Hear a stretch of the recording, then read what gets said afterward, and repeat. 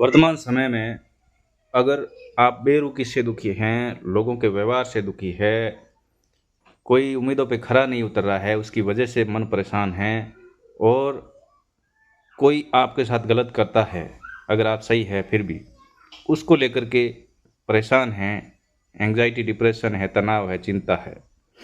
तो दोस्तों, यहाँ पे आपको एक चीज़ की सख्त आवश्यकता है और यदि आप उसको करना शुरू कर देते हैं तो आपके जीवन में ये जो सुकून को दूर करने वाली चीज़ें हैं उनसे आपको छुटकारा मिलेगा और सुकून की प्राप्ति होगी।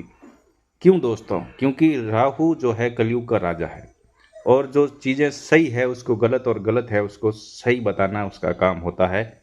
और यहाँ पे लोगों का व्यवहार इस प्रकार से हो जाता है कि जो जिनका कर्तव्य बनता है उससे विमुख होकर उल्टा व्यवहार करते हैं और हम क्या करते हैं, उसकी सही की उम्मीद लगा लेते हैं जो हमें कभी मिलती नहीं है, उम्मीद पूरी होती नहीं है लोगों के माध्यम से, उनके व्यवहार के माध्यम से। तो यहाँ पे क्या है कि थोड़ा सा सच्चाई को जानना पड़ता है।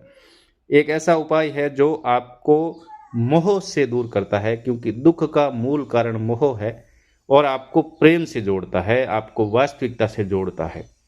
और वो सबसे बढ़िया उपाय है, 18 दिन का उपाय है कि आप रोजाना हिंदी के अंदर गीता का एक अध्याय पढ़ेंगे, मन लगा करके पढ़ेंगे और आप चीज़ों को गीता में जो लिखी हुई है उसको आत्मसात करेंगे। एक एक अक्षर हीरे मोती की तरह है। यदि आप अपने जीवन में उसको समझते हुए पढ़ेंगे, जीवन में उतार लेंगे, अपना लेंगे, तो मैं कहता हूँ कि आपको किसी के व्यवहार से, किसी की बातों से, किसी के कटाक्ष से, किसी की प्रशंसा से कोई फर्क नहीं पड़ेगा।